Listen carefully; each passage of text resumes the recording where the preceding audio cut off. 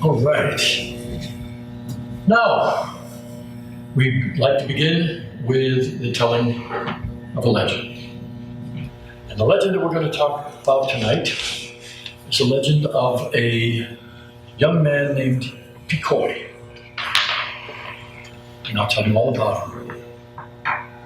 Because Ikea Manawa Kihiko, once upon a time, a long, long time ago, way before Captain Cook, on the island, on Big Island. The wonderful thing about Hawaiian legends, it can be any island we pick, okay? They all have a lot of the same characters, so we're going to pick Big Island. All right. And we're going to pick Kau, which is very close by. And there was a family there. It was a very special type of family. There were special types of people in the ancient times that had remarkable powers of different kinds. If you've ever heard of Maui, the great hero, he was one of these special kinds of people. They're called kupua. Sometimes whole families, they had kupua families, and they had the ability to change their shapes. And the story we're talking about is of a boy named Pikoi, who was born into a rat kupua family. In other words, everybody in the family had the ability to change their form. But since this was a rat family, they weren't really rats. They were human beings who could change into rats. And they had no kapu against killing rats.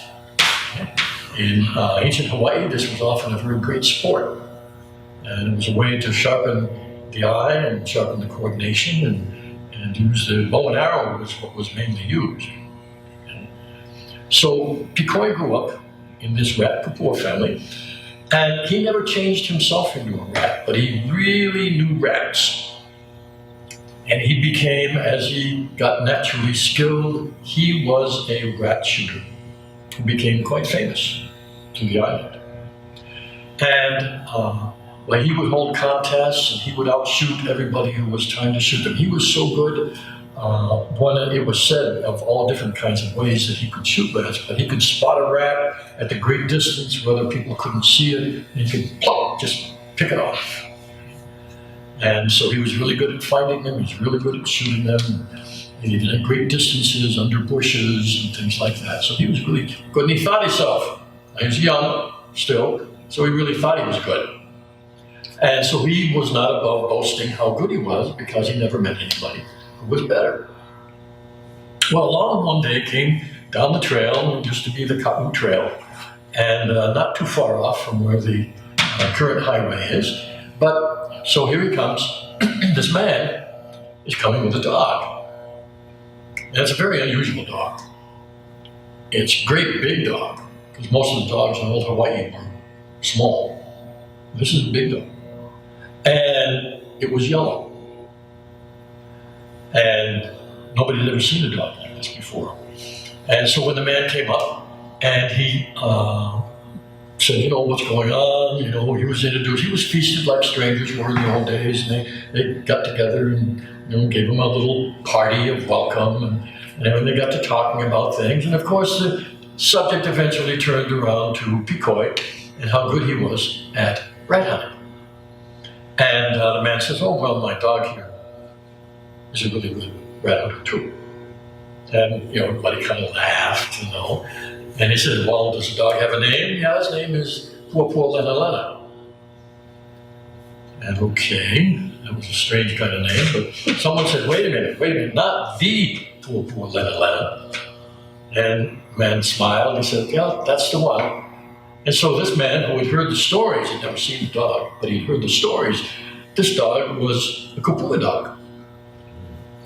But he could change his size, and he was a master thief. What they used to call in the old days an olohe dog. Okay? But there were famous tales of things that he had done. And so while everybody was impressed, but Pikoi said, yeah, well, okay, but he's just a dog. Dogs can't hunt rats as well as I can. And the dog sat up and looked at him, seemed to Picoy that the dog smiled. Okay? And because Picoy, or a kupua dog, that just means he's got some ability. He didn't really think it was a kupua. And so the man said, well, he says, let's try it out. He says, because everybody says you're a real good rat catcher, but I bet you could learn some things from Pua Lena Lena. And Picoy laughed. Learn from a dog? Come on. She says, okay, well, why don't you go hunting together? And Picoy says, we'll have a contest. The man said, no, not yet. Why don't you just go out and see how you do? So Picoy says, all right. So we're feeling a little foolish. He goes out with a dog. Dogs are for eating. Okay? In Hawaii, that's what they were used for. Use their teeth for bracelets. Go out with a dog as a companion. That was not done in those days, not a hunting companion. So anyway, he finally agreed. So off they go looking for rats. And so Picoy sees a rat way far off, sees a glint of its eye. Boom! He gets the rat, comes up, turns around, says, I got one. And the dog's sitting there, kind of with its mouth open again, kind of looking like it's smiling. He's got two rats. Wow. Picoy was really surprised at that one. He says, wait a second. Let's go off. So Picoy looks and looks and looks. Gets two rats with one arrow. Wow, he's really feeling hot. Now, turns around and the dog has four rats already. So Picoy was almost about to get angry, and he thought, no, wait a second. I am so good, this dog is doing better than me. This is where the opening of the mind came. What's that dog doing that I'm not doing? And so then instead of getting angry and puffed up because he was not the best anymore, he started observing the dog as the dog went hunting. And the way the dog would sneak up on the rats, and the way the dog would notice the smallest kinds of things that you sometimes see a rat Picoy didn't even notice. Because Picoy wasn't really looking the way the dog did. And so he followed the dog all through that day, and the next day, and several days after that. And then he started picking up on what the dog was doing, how he was hunting, how he was looking, the signs that he was looking for. The dog could tell. Even if the rat wasn't visible, the dog could tell from various signs that there were rats there. And so he would sneak around and leap on them, even without seeing him first. It was amazing. So they began to hunt together, and Picoy began to do it, the dog began to do it together, and they began kind of like, playing off each other, like really good athletes do sometimes. And so Picoy was getting better, and the dog was getting more interested in catching more rats, and Picoy was catching more rats. And so finally, they came down, and they came back down to eat and rest after a few days in the wilds. Man said, now's the time for a contest.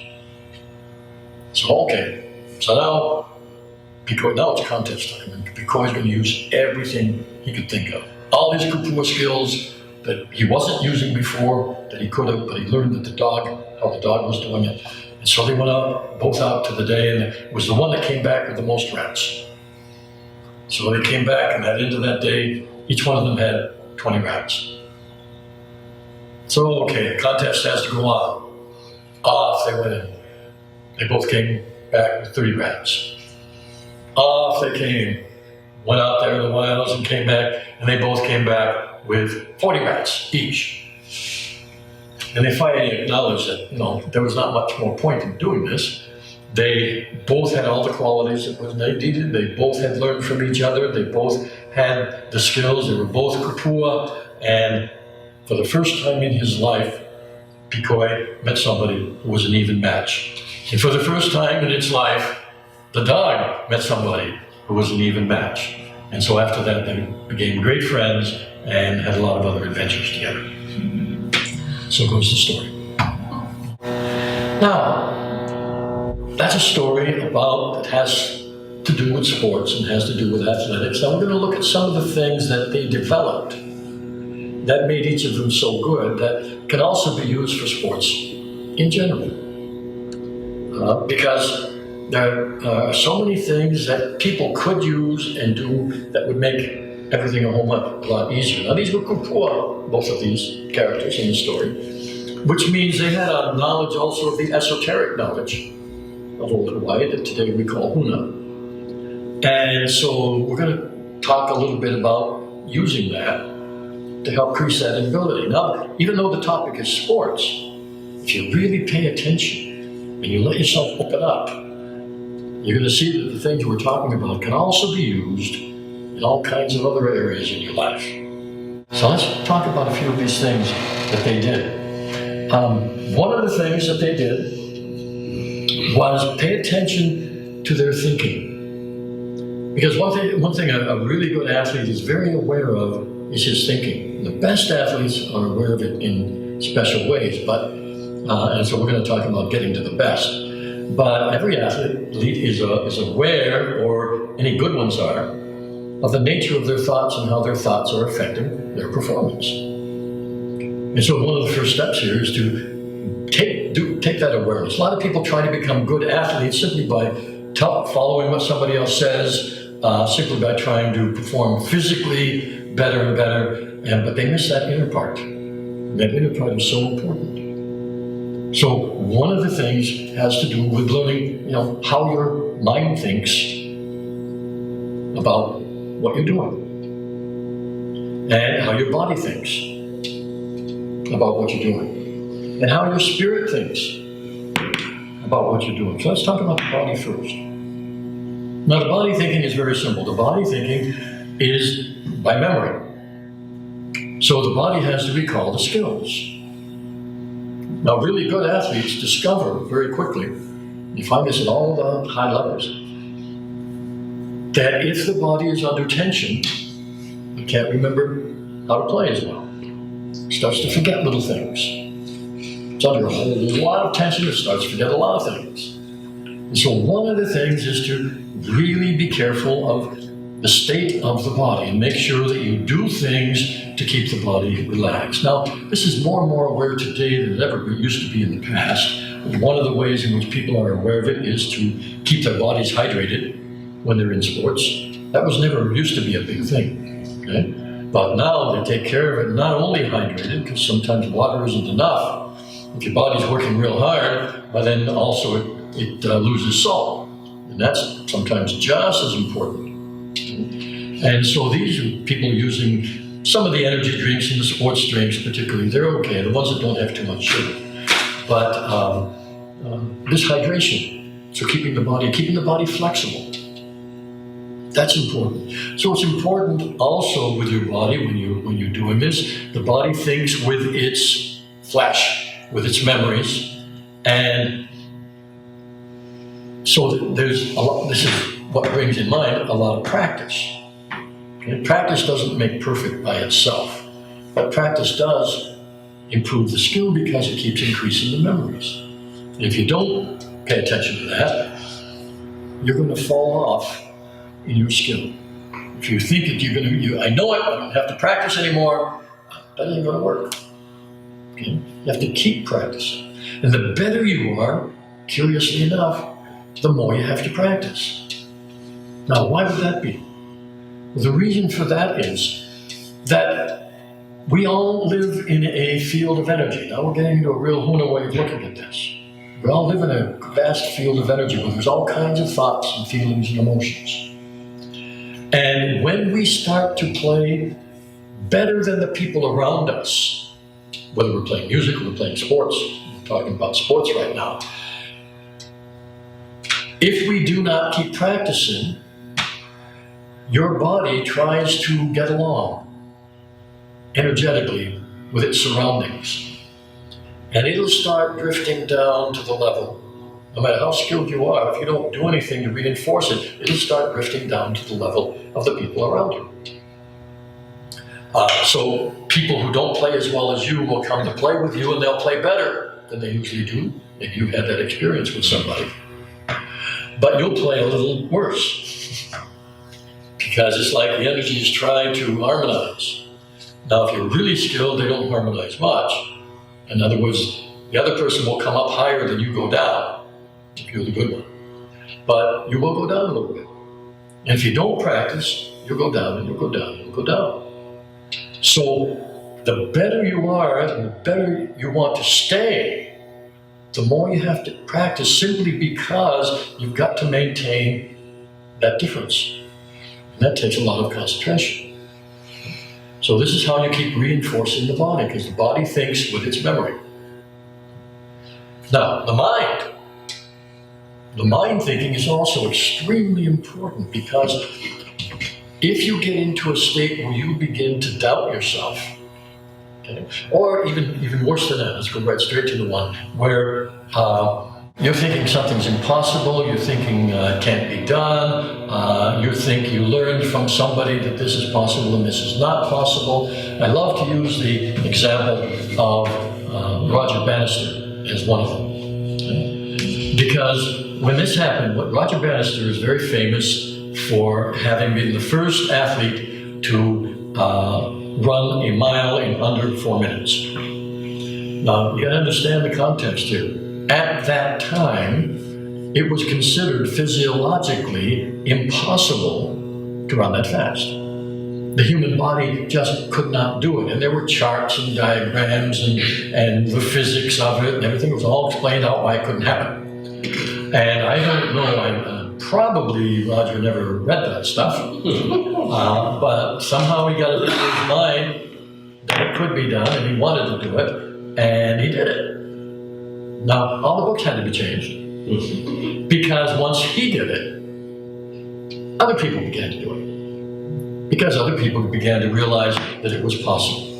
And that increased, and that increased, and that increased, and we get to the point today where you have to do better than 4 minutes to qualify in many kinds of races. It's become the norm. And people are going to go on and keep doing and expanding and breaking these records, as they call them, okay?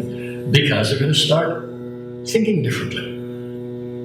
And so when they start thinking that something is possible, get out of the old trap way of thinking that limits them, that's when people start to make breakthroughs in athletics or anything else. So it's this mental attitude, this mental idea of limitations and possibilities is a very important part. Now, where does spirit come in? Well, in the way that we're teaching here, spirit is where your energy comes from. And spirit inspires you with both ideas and with energy. And normally we take in energy in just ordinary ways, in our body ways. We take in energy with air, with breath, we take in energy with food. Those are very important. But spirit energy is energy with emotion, is energy with excitement, is energy with enthusiasm. This introduces a whole new level of energy, which means how excited are you about what you're doing? How much do you want to achieve it? How enthusiastic are you, not only about what you're doing, but about what's possible? This is why we have so many stories. We hardly have these stories in any other field, but we have so many stories of athletes who had injuries and were told they would never walk again. And they loved the sport so much they walked again anyway. They just broke all the rules. Why? Because they got spiritual energy, as we would call it. This energy that drove them and lifted them and carried them forward, sometimes through pain, but because they had something they wanted so much, they opened up a channel to that spiritual energy that enabled them to not overcome, but change all those limitations that everybody thought they were under. Because they just said no to that, and yes to this. See, this is important here. It's not enough just to say no to that. You have to say yes to something. That's what gets the energy moving. If you just say, no, I do not accept that, that's okay, but you got nowhere to go, you're going to have nothing but tension left. Okay? Say, this is instead, this is where I'm going. That's called positive denial. And it's a very powerful thing to get you beyond even what you thought was possible. We get that sometimes where we get people in certain sports and they'll say, I didn't know I had it in me. as they'll say, because they started and they got into that flow so strongly, just carried them beyond even what they thought they could do. And it's that spiritual energy that does that. So this is a part of the whole process. We have one of the statements that we use in Huna is that there are no limits. Okay, that's nice, but if we are going to have a game, we have to create limits. We have to create rules. We do this with our mind, but we must, or we can't distinguish between football and what in the US we call soccer, and baseball and basketball, and today the new one is kickball. They're bringing that back.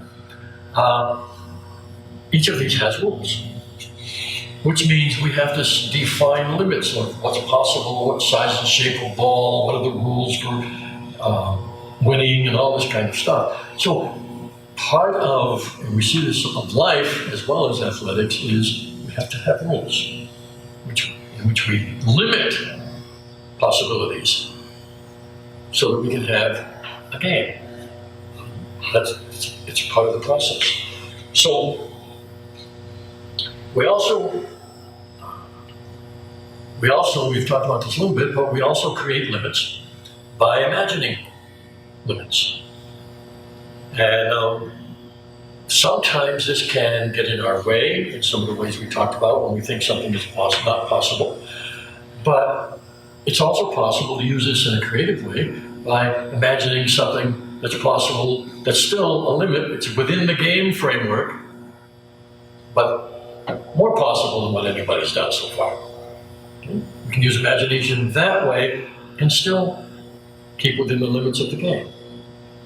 As far as how far you can hit a ball, how fast you can do the runs, all these kinds of things that people have done to stretch the possibilities within the framework of the game limits. So we create limits by imagining. We can make them small, we can make them big. It doesn't work to imagine limits outside the game because then you're not playing the game anymore. So it's a real creative process to keep it within the range of what's possible within the rules. But that's a way in which we create limits. And the sad part, the part that doesn't work very well, is we also create limits by fear and we create limits by anger. And those are the ones that limit us most seriously. In the game, if you're afraid to get up to bat in baseball because you've been hit before, you're afraid to do it again, that's going to ruin your game. That's just going to get totally in your way. If you're angry, like we see recently, these people that the only time somebody gets angry is when they feel helpless. But what we're seeing a lot in some of these sports is these people are not well trained as to how to handle that energy. And so we're seeing recently athletes, getting into fist fights on the field. That didn't used to happen that way. There used to be serious problems, but not to the degree that we're seeing it. And it's because people aren't trained how to work with their emotions. They're training them to be athletes in a very strict, limited way. And yet part of that is what to do about these emotions when they come. And that's a very important part of the training that's often neglected. What do you do when you're feeling angry? What do you do when you're feeling like hitting somebody? What do you do when you're feeling like running off the field and hiding? They need training in this too. Because they can, in a moment, by doing something ridiculous like some of these things happen, in a moment they can destroy their entire career. Because of the effect that has on the people and the watchers and everybody who was involved in the game and the owners of the teams and that kind of thing. So this is one thing that I see that's lacking somewhat. And it's not just holding back. It's going to create so much tension you can't play. They need ways of learning how to let that energy flow without interfering with the process, with the game itself, with their own talent, and with their own self-respect and self-esteem. There are ways to do that.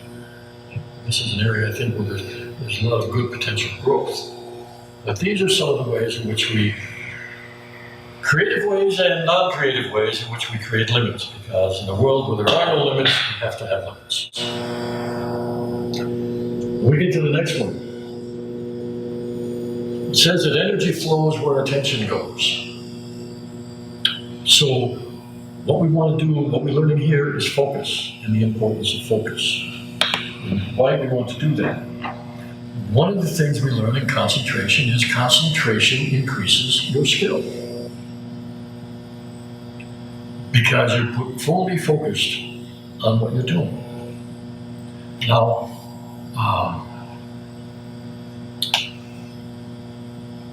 it'll be easier to describe it this way: distraction decreases your skill. If you're not fully focused on what you're doing in the course of any kind of a game, right, to the degree that you're not fully focused, you're going to be losing out, you're going to be missing things are going to happen you won't notice, you're going to forget, or like I said, not think of it because you're thinking of something else. You can't think of your boyfriend or girlfriend while you're on the field, right? And you're not going to play well. You let yourself be distracted, or you let yourself be distracted by something else that you see. In some games, you might be distracted by the cheerleaders on the side. You got to be able to focus on the game and not see the girls. Okay, in that type of game, concentration is a vital part. Putting your energy where you want the effect to be. It's the same in any other kind of area of life.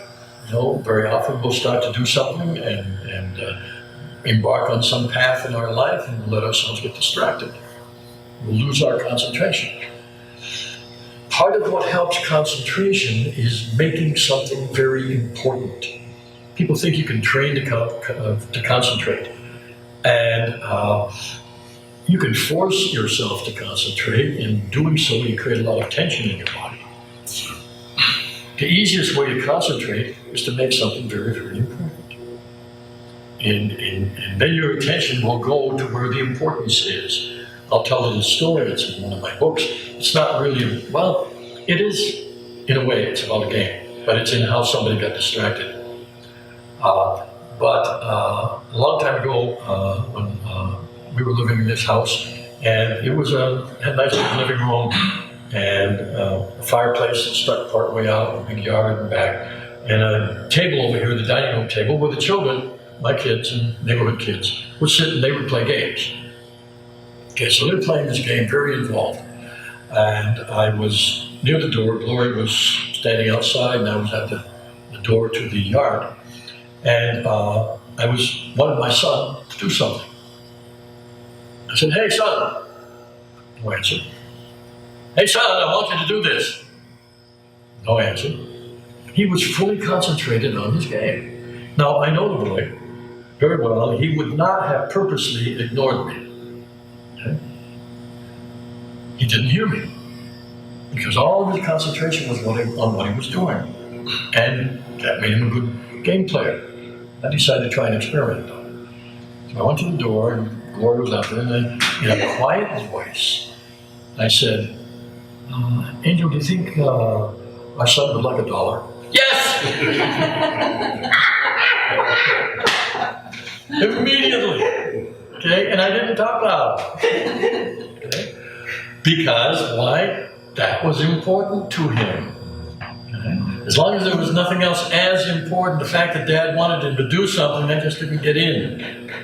Didn't reach his consciousness. But $1, especially at that time, meant something. And so he immediately picked up on that right through the game concentration. Well, this is the kind of thing that can happen. If something else that seems more important comes up, it's going to distract you. In real serious sports, you have to learn how to keep the focus no matter what. In fact, this is done so much that we know there's lots of stories where, especially in American football, there are runners during a football game who have completed the whole quarter, which is about 15 minutes or so, with a broken leg, and never noticed until their concentration, the end of the quarter came, and they were able to drop the concentration, and then they fell down and howled with pain. but they didn't even know the leg was broken. There have been a number of stories of this kind. This is real concentration.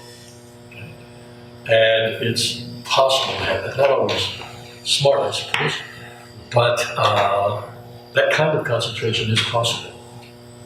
And so to the degree that you can really focus on what you're doing, and the way you do that best is by making it very, very important. This increases your skill. I said distraction decreases your skill. All right, so does tension. If your concentration is high enough, like I said, even a broken leg, you can get past that. But if otherwise, as your body builds up tension, it starts to take away from your concentration. And you can't think as clearly, and you can't think as focused. And so, again, we talk about all those ways that are so important in any kind of sports of keeping the body relaxed. Not relaxed all the time, but if you get tensed up, find a way to bring it down again. Tension, relaxation, something that you do with your breathing, with your mind, with your movement to keep that wave-like flow going. Now, we say that in terms of sports, your power is greatest in the present moment. Because here's where you're playing the game. Right here is the most powerful moment. And if you can get totally present, then you have a tremendous amount of energy and power, and it brings all your skills to bear. My oldest son was in martial arts and in Hapkido karate. And he used to play in the competitions. And he came to me one time, he was saying, could I give him any Huna pointers on how he could compete better, how he could win better. And I said, well, sure. There's two things. And one of the things I'll tell you in a moment, I'll tell you one of them right now. I said, when you're getting ready to have your fight, your bout, I said, one of the factors is who is the most present. And I said, whoever is the most present is one factor that's going to win. If you got both of these factors, you can't lose. If you got more presence than the other person, is what we're talking about. Because, so often people will especially in a one-on-one competition, why, depending on their state of mind and body, why they might be thinking of what move they're going to do, what's this guy going to do, how good is he, can I do the same thing I did last time? They're thinking future and past. They're out of the present moment, and to that degree, they lose skill. They lose power. So I taught my son how to stay in the present, which was a very important factor in what he did. Now, when I tell you the next thing, why we'll get to what the results of that were. But right there, the important part was staying in the present. So we practice that a lot. Now, I've already said it, but thinking about the past while you're playing a game reduces performance. Thinking about the future reduces performance. Your best performance is when you're fully present. Now, when we go along with this, the next one is that all power comes from within. Now, when we start thinking about this really has to do with confidence. Because confidence really comes from inside. You can do all kinds of things that are supposed to give you confidence, but they don't. At some point, you have to decide, now I'm confident. Doesn't matter what your training has been, doesn't matter what people have told you, doesn't matter how many prizes you have. You've got to feel confident to be confident. Well, this was the second thing I told myself. I said, okay, you be present and you be confident. And being confident means you put out any doubt from your mind whatsoever. I said, if you can do those two things, you'll do great. And so he practiced that. He got too good, from my opinion. He actually won every bout for the next 5 years. Nothing wrong with that. That was great. All kinds of trophies for that. But he realized that if he would maintain presence and if he would maintain that feeling of confidence, he didn't have to practice as much. And that's true. That's what happened. But he also found, when the time came when I knew it had gone a little bit too far, but one thing I could do about it, is when he went out drinking, have a big party. He had a bout on Saturday morning. He went out Friday night, had a wonderful little time, came into the bout with a hangover, got present and confident, and still won the fight. Because those were the two most important factors in that kind of personal competition. So the keeping your mind in the present, having no doubt, that's the trick to confidence.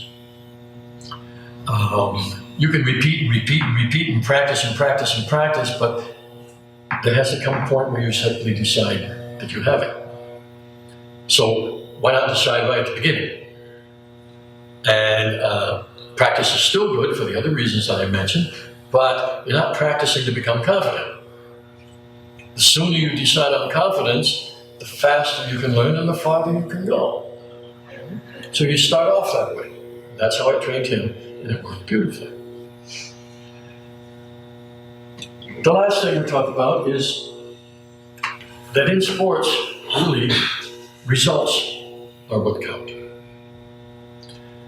Now, it doesn't mean, it's very important to understand, it doesn't mean that you do any dirty, nasty thing you can't win. That's a very common philosophy.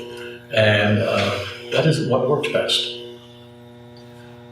What works best is if the means you use to get those results are consistent with the results that you want. And sometimes the result is not winning. Sometimes the result is doing the very best you can. So I remember, this is a little story about me, but a very long time ago, oh golly, a very long time ago, when I first went into the Marine Corps, we were in boot camp. Now, I went into the Marine Corps half-starved, completely broke, but that didn't matter. But anyway, I was way underweight, and I weighed 140 pounds. And I ought to have weighed about 30 pounds more than that. So anyway, so I was way down like that and trying my best to get built up. Well, when they talked about different things that people had done in the past, it came out on my record that I had taken boxing lessons. Yeah, when I was 11, okay. I boxed for the CYO, but, so that was somewhere in the record for some reason. And they were having a boxing match. So the sergeant in charge of our platoon said, "Okay, King, you're up." And I knew how to box. I had forgotten how bad shape I was in. And the kid I was going to box was the same weight. He was a young man, very feisty, shorter than me, and he was getting out of boot camp. See, I gained 30 pounds over the whole course of boot camp. Muscle, no fat at all. Well, he was at the end, 140. I was coming in at 140. There was a disparity there. But, so they put on the gloves, and they used the big 16-ounce gloves. 16-ounce gloves, a whole pound of something hanging off your hand there. And so we got in the ring. Oh, this was funny.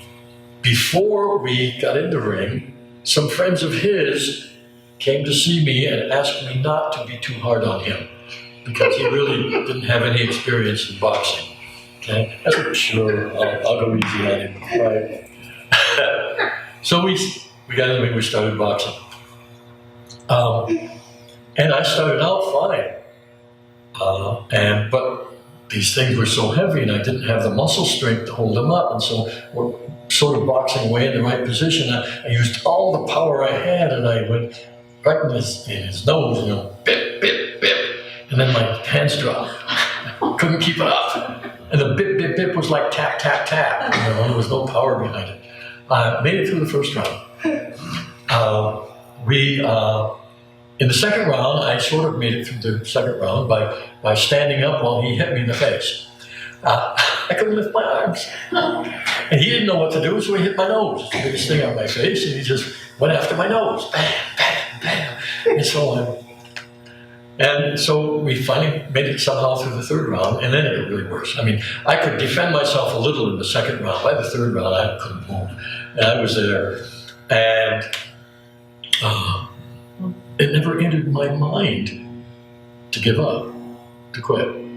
It never entered my mind. I don't know, so I can't say I was really pushing through and forcing myself to do it. I was just, of course I was going to do it. You know, there was that kind of a mindset.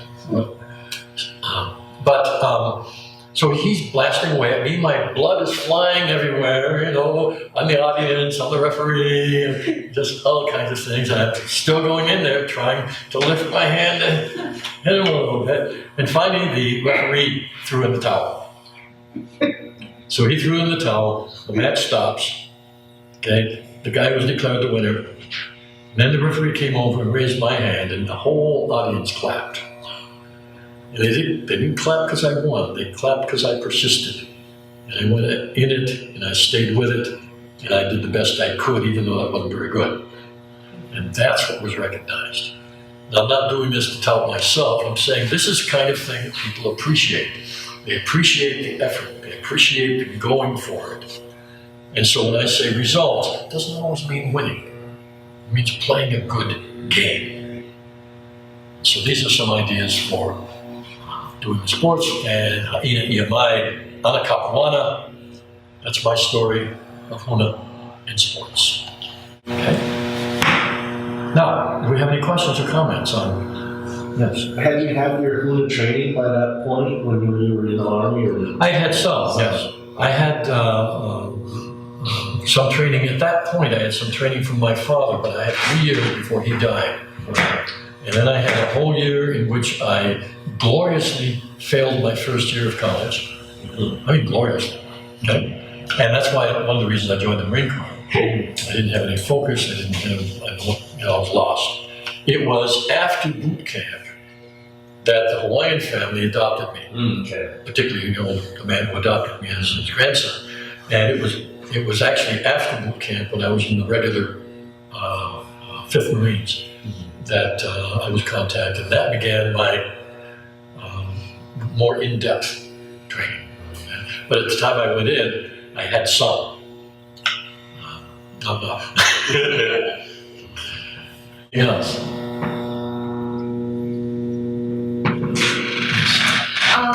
With the rules that we all make within our own, being, Yeah. and the distinction with rules. And what was the other word you said? When you have rules and you're trying to go through the, Limitations, yeah, right. the limitations of what your rules are, is there a point, even as you are a fighter, where you just have to throw your hands up and walk? No. No? No. There's a point where you can decide to do that, but there's no point where you have to. You can change. You understand what I I'm understand what you're saying. When the effort when you run out of ideas, when you're not willing to put more energy into it than you have, you've decided this is enough. You see, that's a rule. When you say this is enough, that's a rule. You're allowed to make whatever rules you want, but you also get the consequences of those rules. Okay? And sometimes, in particular situations, the most efficient thing is to say, that's it, I'm not going in that direction anymore. I'm not going to try and make this work. It's not worth it for me, for my time, for what I want to do. It's distracting me. And universal effect? What's that? Universal effect. When you say universal effect? When I say universal effect, if you have your rules and people are breaking your rules and you figure... Oh, that's different. Is that different? Well, it's only different in that, they're your rules. So sure, somebody's going to break them. Now, but the problem is, You want them to follow your rules. Okay, well, you have a right to want that. Now you got to find a way to enforce that. And sometimes you have to learn how to be more strict. You have to learn how to have more discipline. Sometimes you have to let go of a situation and change your rules.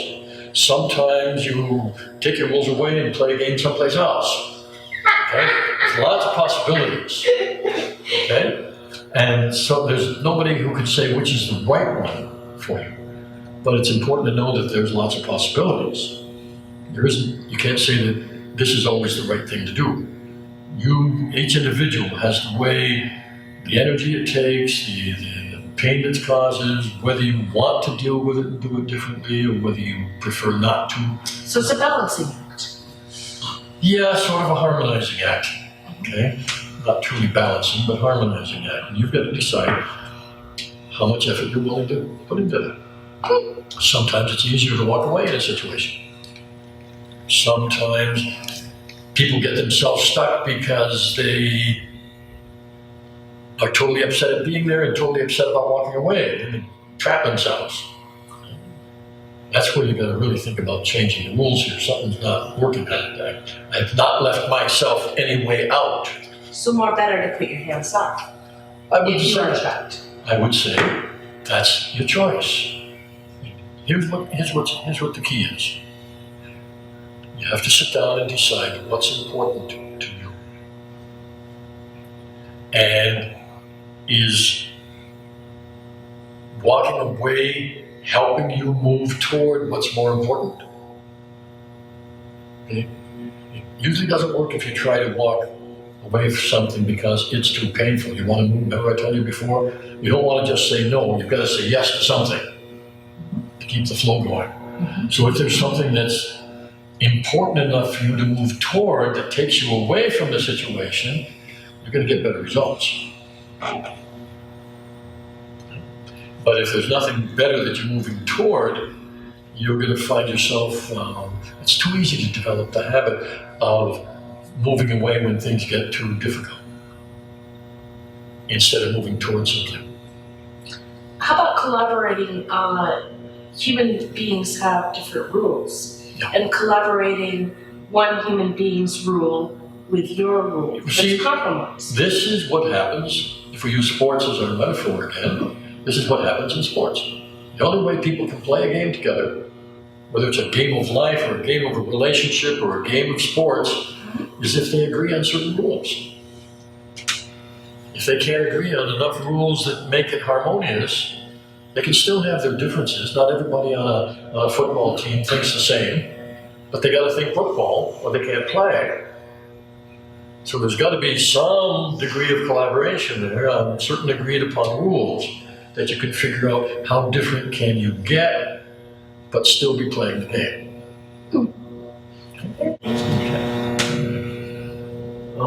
How do you cast aside doubt when you're trying to gain confidence and you have a little niggling amount of doubt in there? Okay, here's one of the really important things to understand. The trick is not to try to keep any doubt from happening. That takes way too much energy and is not very productive. The trick is to stop it when it starts. Oh, okay, I'm feeling doubt. Can I really do this? Yes. How do you know? Because I decided I can. Well, I know you said the coup lives for logic. So if you logically tell your coup that this is why we can push. That's very helpful. Yeah, that's very helpful. As long as you don't have any other rules that are contrary to that. Right, if they're ingrained. Not ingrained. Don't think of it that way. Just habit. And the only way to break a habit is to create a new habit. See? Because you can't, again, like we were talking about before, you can't break a habit and now everything's fine. You got to have something to replace it with. See? So you develop a new habit. Well, the thing with doubt is, doubt can be a habit because it can be something you're so used to that it happens easily. Okay? All that means is you know how to doubt very well. Okay? You haven't quite learned how to be confident very well. So you've got to purposely create some new habits. Now, what helps is when doubt comes up, you say, no. No, I'm not going to doubt. And what, but, no. But, no. You ever play that little children's game? Oh, or maybe you've heard of it, where yes, I can, no, you can't, yes, I can, no, you can't. Who wins? Remember who wins? The one that talks last. Don't let the old habit have the last word. And you'll be surprised. It'll give up. And it'll fade out and become weaker and weaker. But if you let it win by having the last word, then you're lost. Yeah. See? So that's part of it. Part of it is relaxation in the present. That helps the confidence come up better. And part of it is posture. Doubt carries a particular shift in your posture. And if you can practice the posture of confidence enough so that you're familiar with it, then one of the most powerful things to do is if doubt starts to come up and you feel the doubt, shift your posture.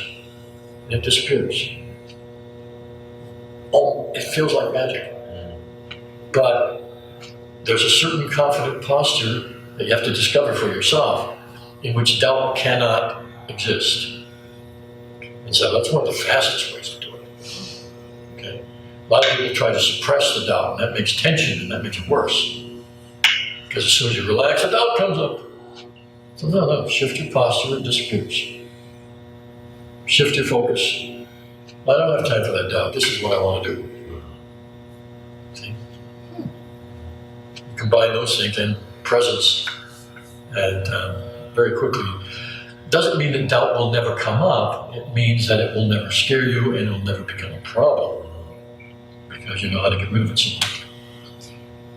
And also the fact that if you love what you're doing, I think that's another aspect to success. That's right. I didn't even bring that part in. Yeah. Right. But that's true. I mentioned it briefly. Moving toward something you love and how much making something important, it's virtually the same thing.